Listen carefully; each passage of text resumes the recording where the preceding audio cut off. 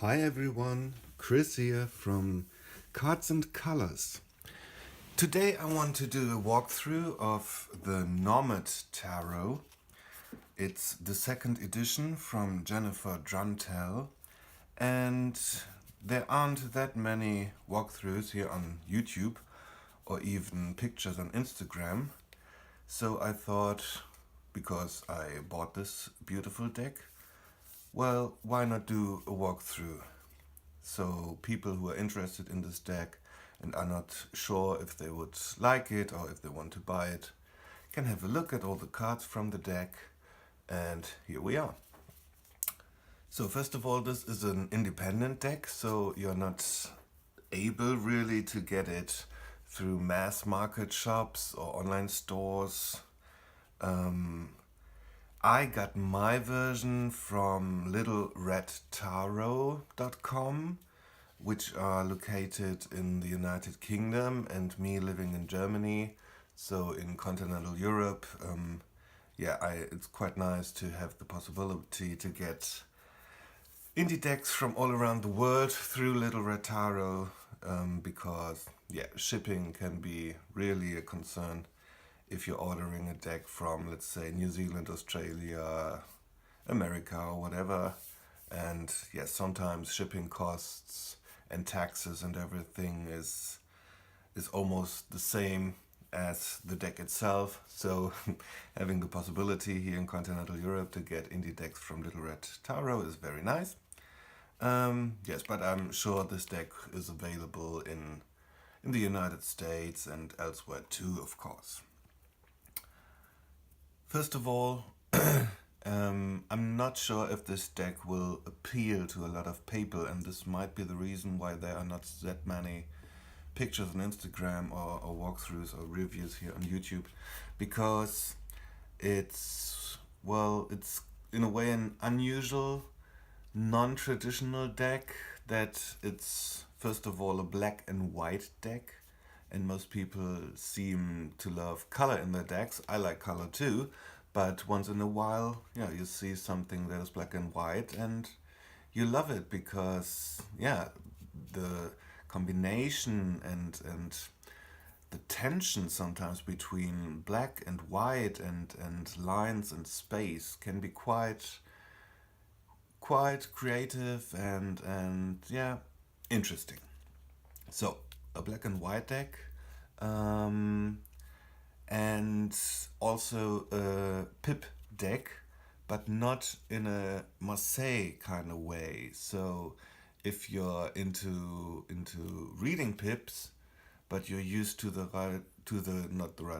Marseille organization of the suit symbols, then you might be a little bit lost in this deck too. So I guess these are two big reasons why this deck is not that popular in the tarot community. As you can see, it comes in a lovely tuck box with a nice, textured background here, which is also on the back of the cards. I will show them to you in a minute. And it looks like maybe watercolor, or I would guess ink on a wet surface, maybe watercolor paper or something. Yes, quite nice, like a little bit like a Rorschach, or however you might call it in English, test that you know from psychoanalysis, where you get those ink dots and blots and whatnot, and yes, for free suggestion. So it's a little bit hippie, I think, like shirts and fashion from the Bohemian era and not Gothic hippie era. What you can see here on the back is that the suits have changed in this deck. You have, instead of cups, shells; instead of swords, you get feathers; instead of pentacles or coins or discs, you get crystals; and instead of wands or batons, you get butterflies and moths. So that's quite unusual too. I will read the text on the back of this tuck box here. The Nomad Tarot is a modern, nature-based interpretation of the traditional 78-card tarot deck, featuring striking white and navy line work. Well, in fact, it's white and black, but okay. Line work illustrations and indigo shibari covered card backs. This deck combines Pacific Northwest flavored imagery with elements of Norse mythology, animal totems, herbology, botany, alchemy, and the Kabbalah. The 22 major Arcana cards feature lush, highly symbolic, unique imagery, and the minor Arcana are illustrated as pip cards in suits representing the four elements: earth, crystals; fire, moth; water, shells; and air, feathers. Okay, so Jennifer Dranttel herself, the creator of this deck, associates the suit of fire, which is normally represented by wands or batons, with moth and not directly butterflies. To me, most of them look like butterflies, but we'll get to that in a minute. So, tag box. The back of the cards, reversible, of course, because it's an abstract textured back. And a word about cardstock, because that is really a plus of this deck. As maybe, I'm not sure if you can see it in the camera, but it has a linen finish. It's really textured and you can really feel the linen finish on the cards, which make them wonderful to shuffle, I have to say. Even riffle shuffle and bridging is wonderful with this deck. So quite nice cardstock. Yes. Reminds me a lot of the Pagan Otherworlds cardstock with the linen finish. It's quite gorgeous. So now I have a look if we can see the cards and where I have to position them. So I guess I will put this here, put the apples aside and my cup of coffee aside. So, okay. This is our first trump card, the Fool. You can see all the trumps are numbered and have their titles on the bottom of the card. And here you can see that the style of this deck is, as mentioned before, black and white. So no color in all of the cards. A lot of space used in this deck. So a lot of black space and white space. Yeah, so it's quite a clean deck in a way. It's puristic, yeah, minimalistic, and as mentioned on the tag box, a little, well, to me it feels a bit, this style and the faces, this almost childlike faces in most of the cards reminds me a lot of Scandinavian art from Sweden or Denmark and Finland, and she says that she incorporated Norse mythology, and it's a very down-to-earth, earthy, almost a bit shamanic deck, because it's very nature-based and very simple. Not a lot of esoteric symbols stuffed in here or overburdened with symbols and meanings. Just very simple and clear black and white images. So here we have our innocent Fool, like maybe it's a grown-up man, but to me it feels more like a boy here resting in nature, in which looks like a nest of herbs and plants, and I think it's a lovely card. It always reminds me of the winter solstice, which we had a few days ago, like if this is the sun god or the personification of the sun here lying in the ground, in the earth, nestled inside all the plants, and yes, ready to be born again.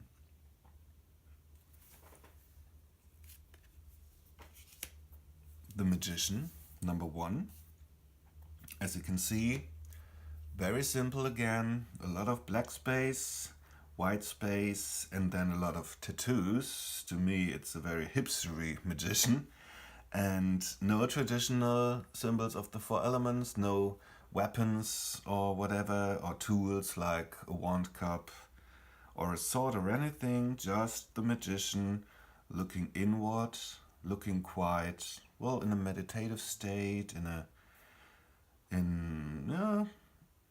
he seems to feel very confident with himself. That's what I get from his facial expression. Confidence.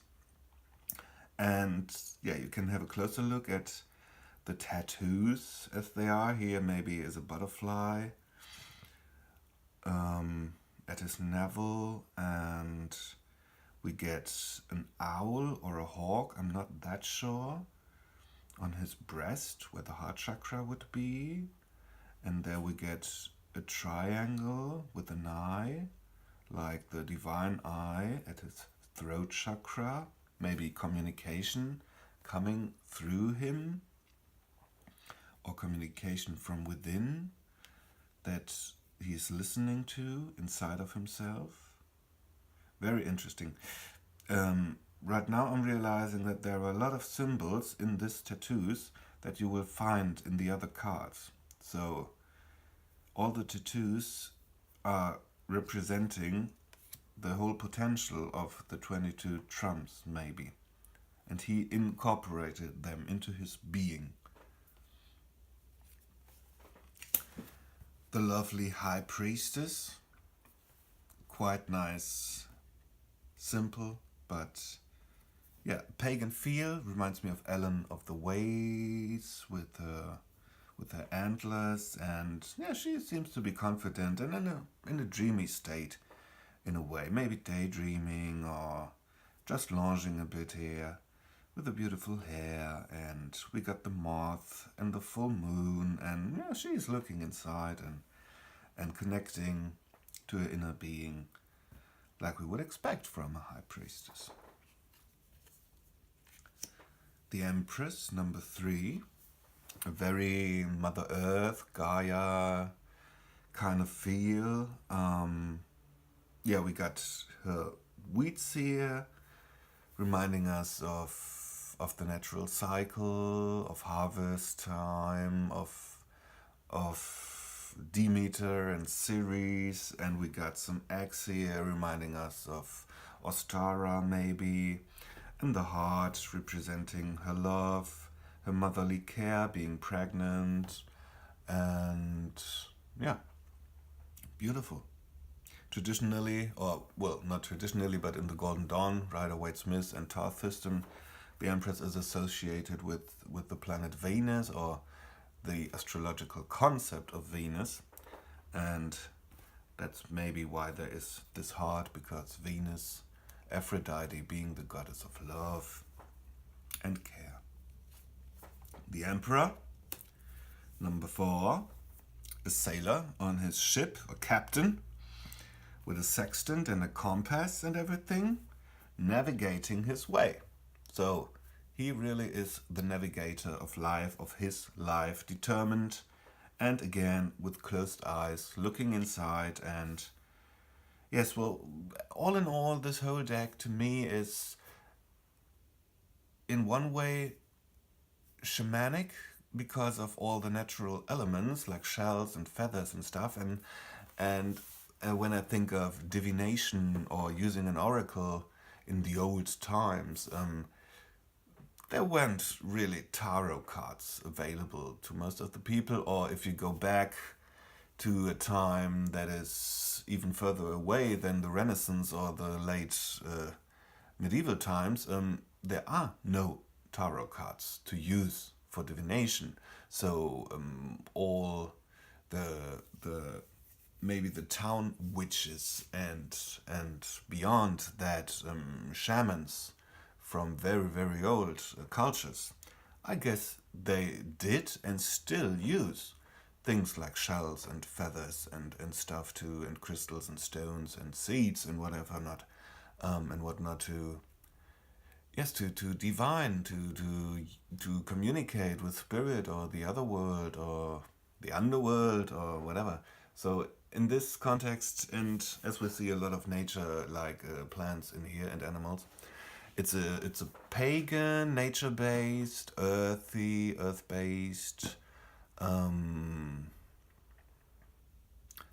slightly witchy shamanic deck. And on the other hand, it's a very modern, contemporary deck. And to me, because the minors are so simple, so here you get a first glimpse at them. The whole deck to me is a bit like a Zen deck. Not in the way that it's a Buddhist deck or a deck with Buddhistic symbolism or whatever.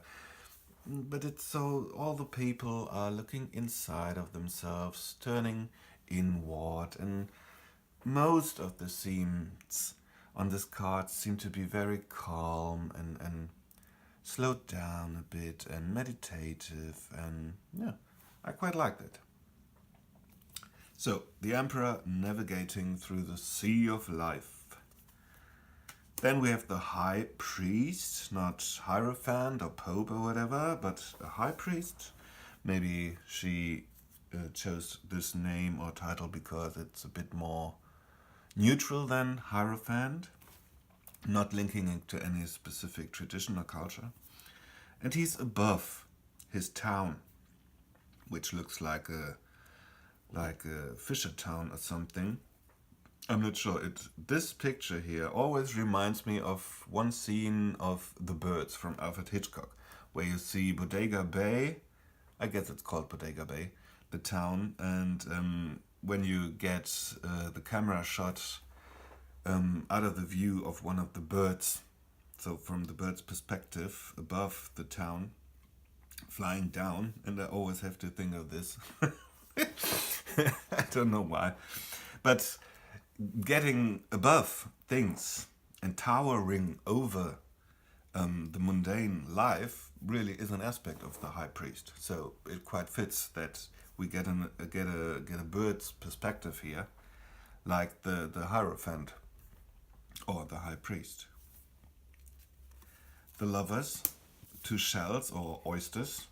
Interesting here because you almost get this yin and yang feel of two parts that are individual parts but almost fitting together. And then above here we have a shell, and I'm not sure if this is seaweed or maybe corals. Not 100% sure, but this reminds me of the angel blessing the two lovers in the Rider-Waite-Smith deck, or Cupid or Eros in the older decks, blessing the love of the two lovers. The Chariot, Salmon on the way back. Very interesting, a lot of motion going on here, I think, and yeah, it's quite relatable because the struggle to get back, to swim against the flow of the stream. Very interesting, very nice picture.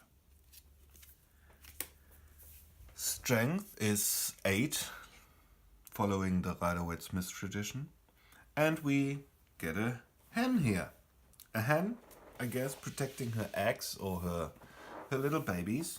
And interesting, we have here some brambles with thorns. So again, a symbol representing protection and stay away from me. And yeah, hens or chickens usually not being known for being aggressive or whatever, but I guess if they have to protect the babies, they can really pick you, like the thorns.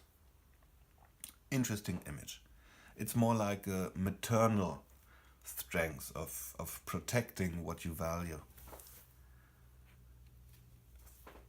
The Hermit. I'm pretty sure that it's supposed to be a wolf, though it's, well, at first glance it can also be a dog, but I'm pretty sure that the symbol of the lone wolf really fits the idea of the hermit, of course. But wolves, in a way, and dogs, of course, dogs are very loyal, and wolves are quite social.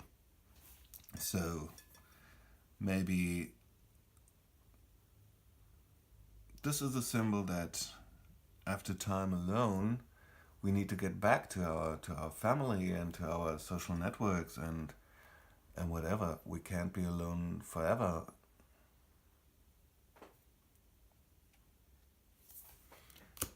The Wheel of Fortune, a wheel and a thread, interesting, and scissors. Maybe the thread of fate, I guess, that the three norns are spinning. Again, the idea of navigating through life in accordance with your own fate. Justice, quite interesting and unusual. We get a fox and a hen. Well, I guess the protection didn't work out that much, as we saw on the strength card, and the feathers. Interesting because feathers are associated with air, well, that's quite obvious, and with the suit of swords in this particular deck. So the sword on the justice card associated with justice and all the goddesses of justice is here represented by the feathers. Feathers from the hen, I guess. So maybe it's a symbol of justice, not in a human understanding, but more like natural justice and natural adjustment, like in the Crowley deck. Like it's a cycle, and it's not about judging who is good or who is evil, but well, to fit into something, or to be strongest, and yeah.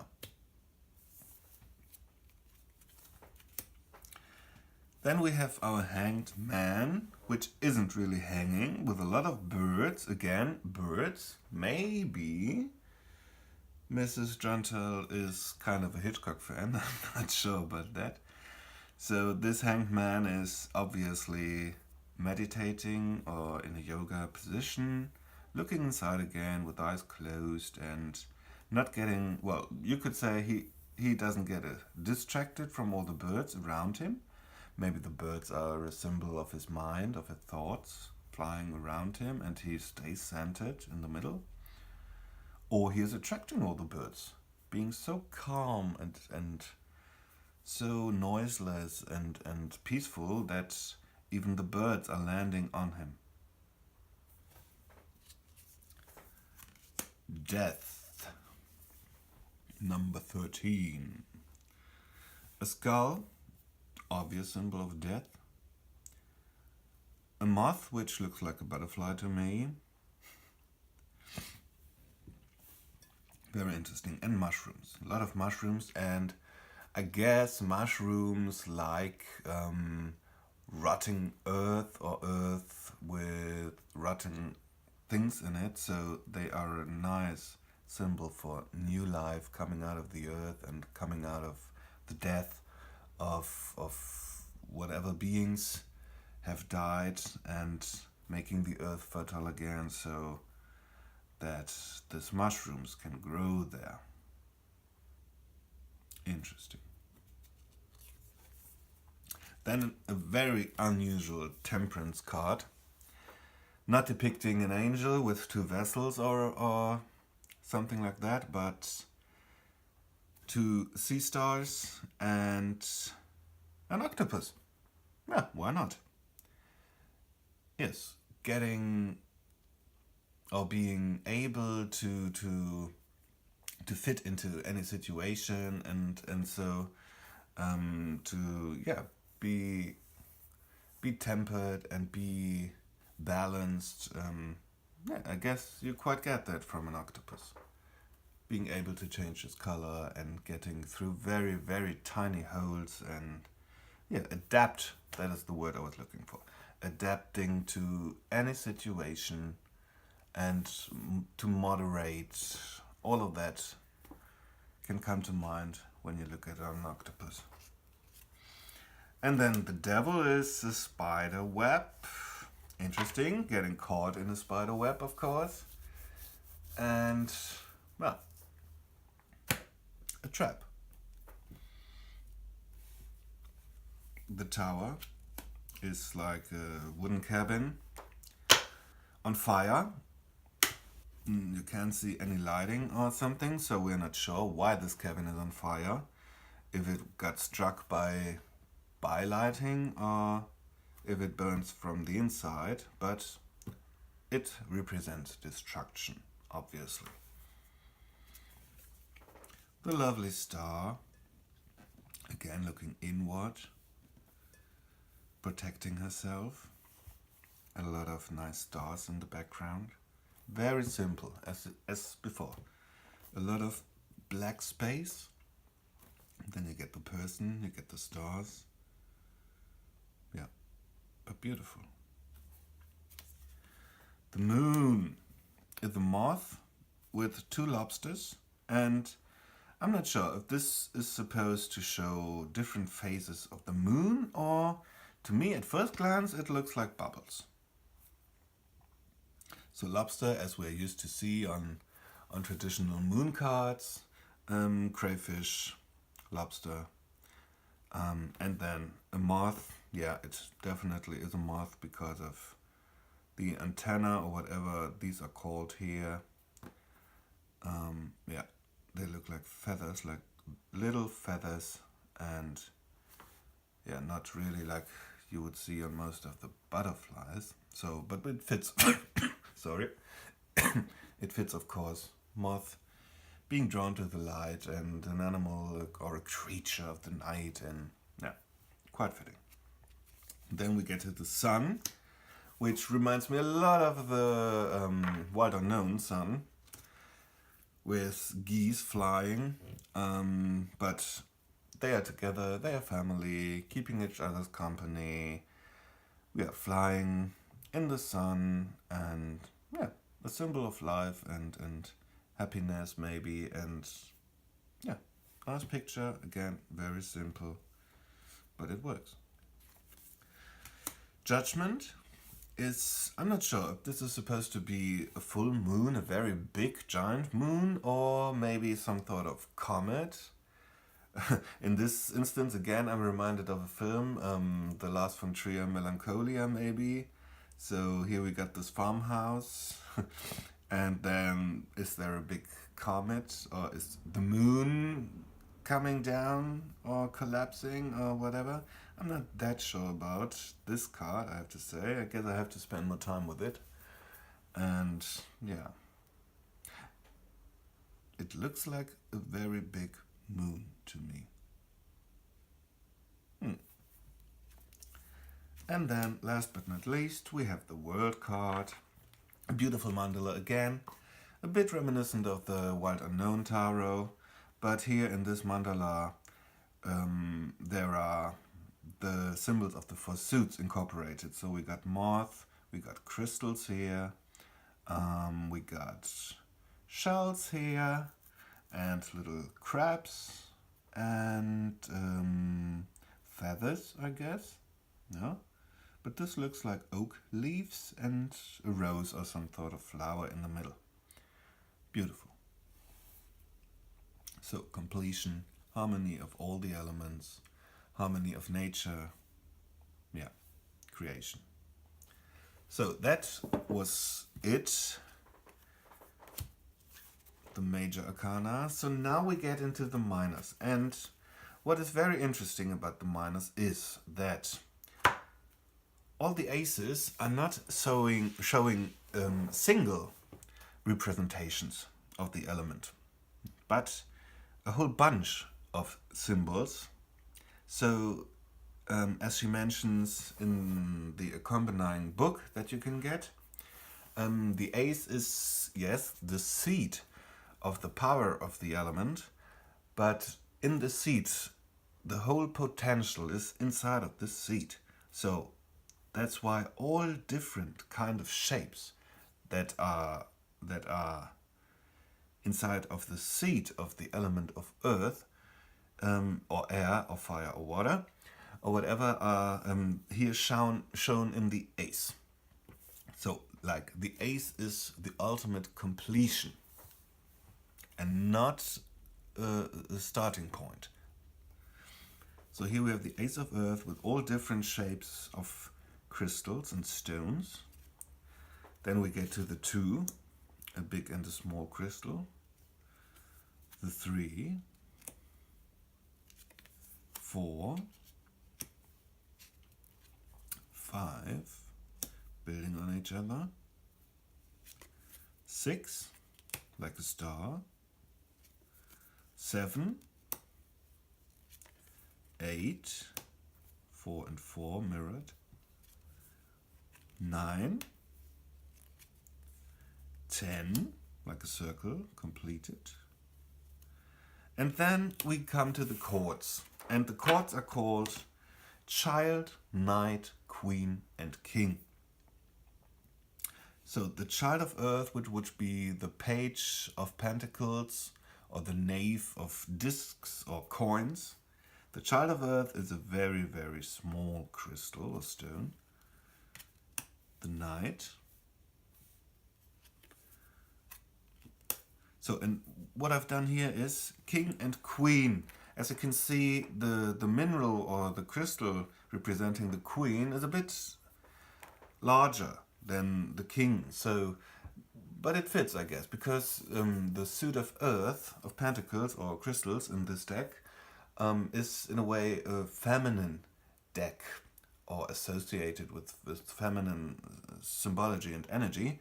So it fits that in this deck, the Queen of Earth is bigger, larger, as the King of Earth. So maybe this shows that the Queen of Earth is the last step in the chords in this deck. Then we get to water, represented by shells.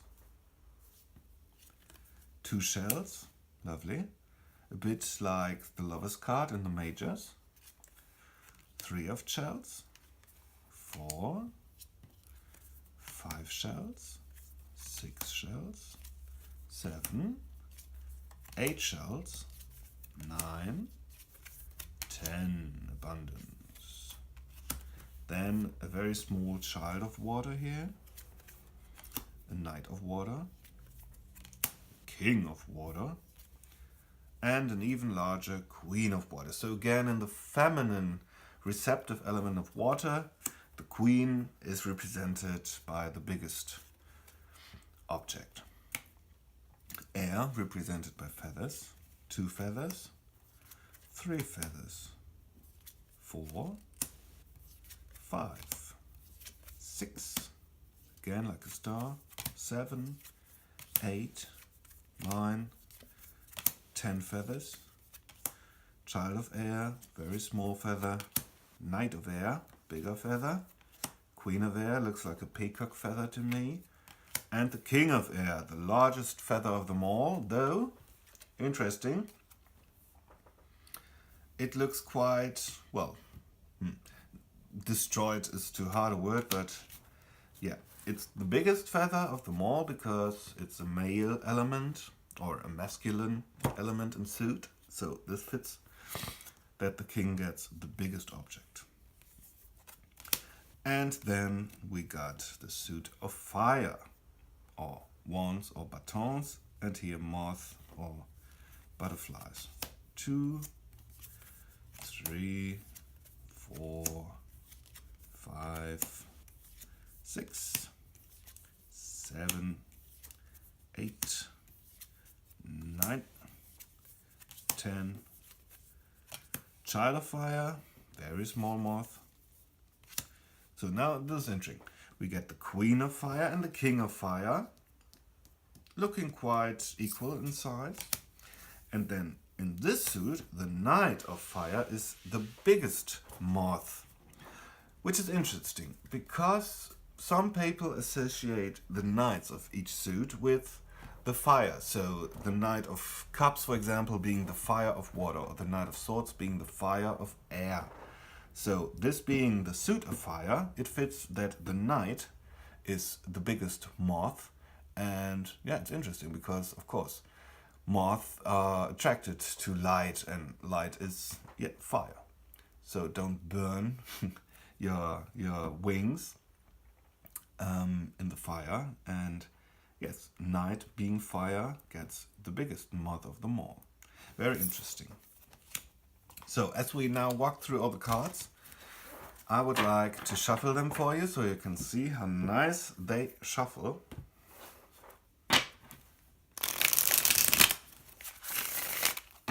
Gorgeous. Gorgeous.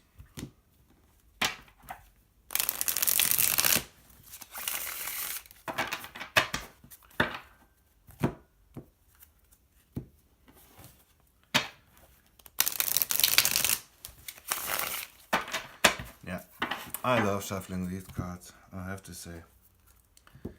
Quite nice.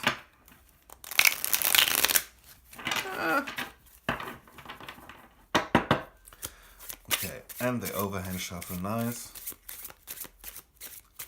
This way. And as you can hear, can you hear that noise?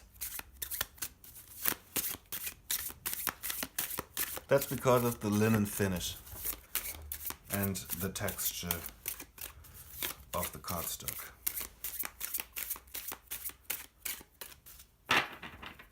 And even this way.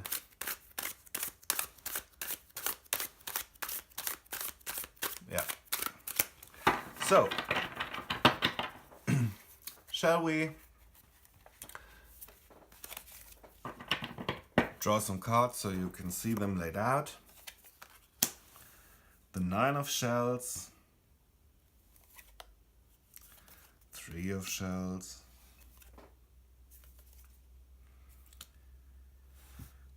Six of butterflies, Queen of air, there, Ace of air, the Empress,